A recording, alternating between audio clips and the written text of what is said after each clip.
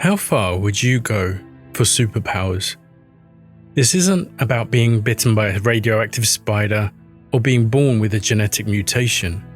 This is about a choice. A ritual so dark, so disgusting, that you'll trade your very humanity for power. And before this video ends, you'll understand exactly what that choice costs. Welcome to the Mysteries of Mythology, Skinwalkers. Welcome back, mystics. Forget everything the internet has told you about skinwalkers. The pale creatures in Ohio woods, the blurry TikTok shapes, the snarling movie monsters hunting campers. That's not what we're talking about today. Among the Navajo, who call themselves the Diné people, the real name is naaldlooshii. With it, he goes on all fours. It's not a monster in the way that we know. It's not a spirit. It's a human being who chose a path so dark that they abandoned everything that made them human. These aren't campfire stories or internet legends. In Navajo tradition, these are warnings, reminders of what happens when someone breaks the most sacred laws. Words about them hold power, and silence can be protection. And the fear they inspire isn't just emotional, it's spiritual. So, if you've heard about skinwalkers before, set that aside. This isn't a creepypasta or cryptid lore. This is something much more human and much more terrifying. In Diné belief, the world must stay in balance, a harmony called hoshio that flows through everything, the lands, the people, the sacred rituals.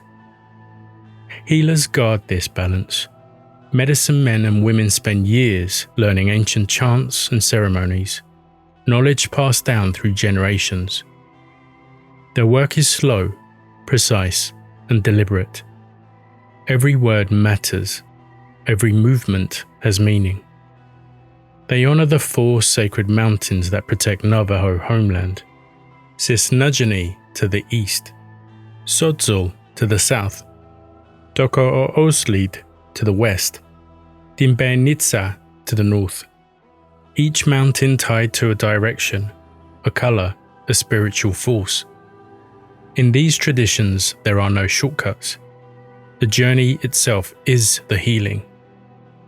The skinwalkers follow a different path entirely, the dark way. They take sacred teachings and corrupt them. Where healers spend years learning to honor the land, skinwalkers break taboos and force transformations. They don't restore balance, they steal power for themselves. They don't ask for permission, they take what they want. And that's what makes them truly terrifying. Not their shape-shifting, or their glowing eyes, or the voice mimicking in the dark. What scares people is simpler and more disturbing. Skinwalkers were once human. They still are human. But they choose to take acts that would horrify even the coldest of hearts.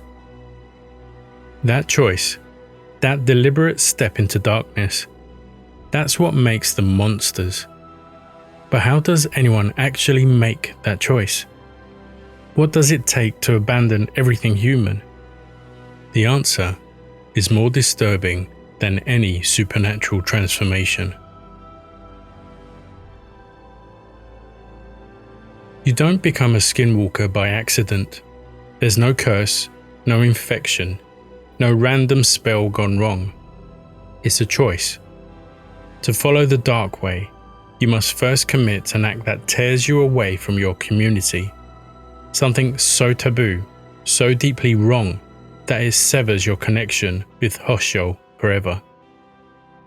Some say the price is killing a close relative, a brother, a sister, a parent.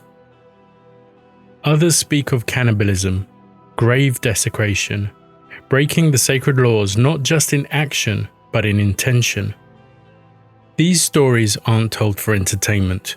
They're told to explain the unthinkable, because once that act is done, there's no coming back. After crossing that line, the Skinwalker joins others who have done the same. They gather in hidden places, caves, mesas, isolated plateaus where no song is sung. Among the Diné, some say that Skinwalkers don't act alone. They're part of something older and hidden, a group sometimes called the Black Hat Society. They follow the one who first brought witchcraft to humans, a being known in tradition as the Evil One. These are the keepers of forbidden knowledge. They twist healing into harm. They pass down the rites that break Hojo and teach others how to walk the witchery way. There, the rites continue. They shed their names and they shed their humanity. And they put on something else, not metaphorically, but literally. They wear the skins of animals, coyotes, wolves, owls, creatures of the night, not to honor them, but to steal their power. In Navajo tradition, wearing the skins of predatory animals like wolves or coyotes is taboo. It's not something done lightly or without purpose. That's what makes the Skinwalkers act so horrifying. They take something forbidden and make it central to their transformation. It's not a disguise, it's a desecration. It's said they can slip between shapes at will, move faster than any human, mimic voices, and disappear into the darkness. But beneath every howl, every claw, every unnatural movement is a person who once had a home, a family, a place in the world, and who gave it all up for something darker.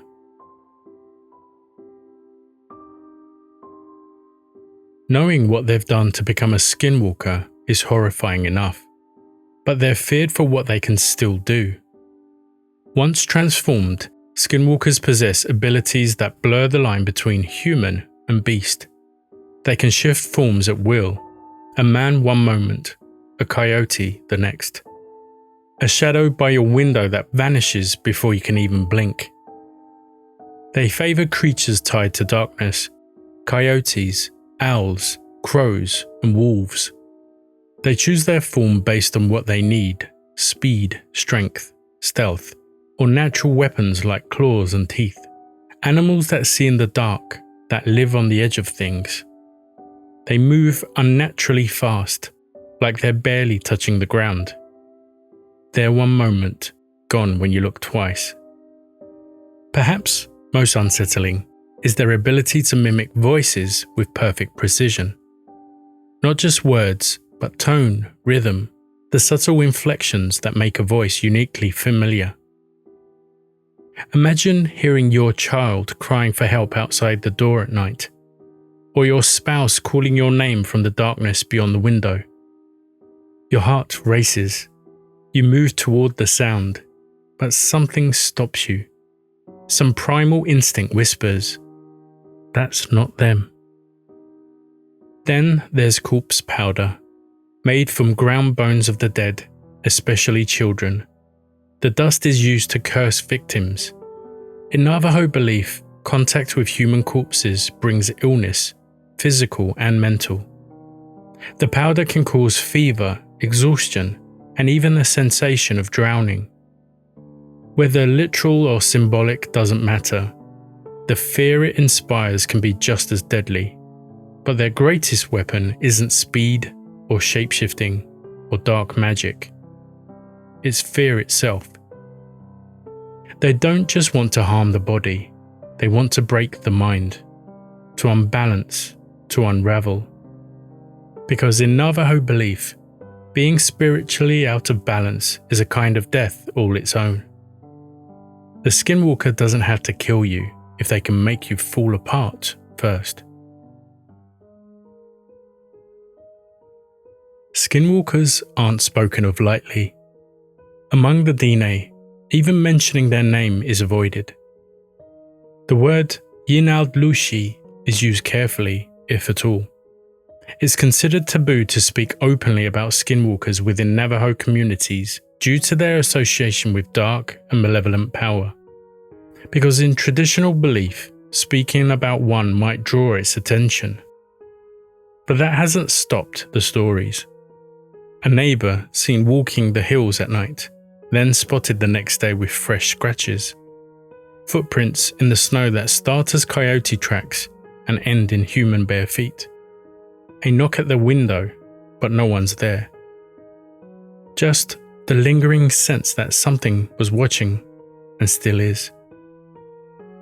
In parts of the American Southwest, especially around Arizona, New Mexico, and southern Utah, where settlements are scattered like islands across an ocean of desert, where the nearest neighbour might be 10 miles away, where the darkness between towns is absolute. In these isolated places, it's not unusual for families to hear sounds on their roof at night, scratching, climbing, pacing footsteps above the ceiling, as if something is circling the house looking for a way in. When people check, there's nothing. No tracks, no animals, just silence. Dogs barking at shadows, cattle found mutilated without a single track around the body, and always just at the edge of sight, movement. Some stories say a skinwalker can only be killed with bullets dipped in white ash, but the shot must hit them in the neck or the head. Others say if you know their human identity and speak their name aloud, they will weaken, maybe even die. But identifying one is dangerous, because a skinwalker, once suspected, is never far. That's why accusations are rare, and why communities protect each other through silence. When someone crosses into the witchery way, the damage isn't just personal, it fractures trust. It brings fear into every interaction. Because a skinwalker isn't a stranger in the woods. It's someone you once knew, a relative, a friend, a person who chose power over kinship. That's what makes the legend so hard to ignore and so impossible to prove. Stories like this don't just survive because they scare people. They survive because they still make sense. The Skinwalker isn't some forgotten legend. It's deeply embedded in Navajo tradition and still echoes through families, especially in the Southwest, where belief in the witchery way hasn't faded. Even outside that culture, the Skinwalker story resonates, because it's about power and what people are willing to give up to get it. In a world where shortcuts are everywhere, where the process is skipped, the meaning stripped away, and only the outcome matters, the Skinwalker is a mirror. It shows us what happens when someone breaks trust, abandons community, and chooses control over connection. They don't always wear fur, they don't always walk on all fours, but you've probably met someone who fits the shape. Someone who knows better, but does worse. Someone who's learned the sacred ways and twisted them for their own gain. Maybe that's why the story still haunts us. Because it's not just about people out there in the desert, on rooftops at night. It's about people we know, the ones we don't want to believe could change. The moment we realize they chose power over everything else, even us. The most terrifying part of the Skinwalker story isn't the shape-shifting, it's the choice. To do unspeakable acts for power, to walk away from everything sacred, family, tradition, balance, and never look back. And maybe that's the real fear, that someone we love could choose to become something else, something we can't follow, something we can't save. The stories say the Skinwalker can't come back, that once you cross the line, it's permanent. But the truth might be even harder to hear. They were never pushed. They stepped over that line on purpose, and that's what makes them monsters. The Skinwalker isn't just a Navajo legend, it's a mirror. It shows us what we become when we choose power over principle, when we break the bonds that make us human. Whether they're real in the desert night doesn't matter as much as this. They are real in the choices we make every day. So here's my question to you, mystics. In your pursuit of success, influence, or power, what lines won't you cross? And how will you know if you already have? Let me know in the comments, and if you've learned something today or just felt a chill, like, subscribe, and share this with someone who thinks they know what a skinwalker is. Until next time, mystics, stay curious.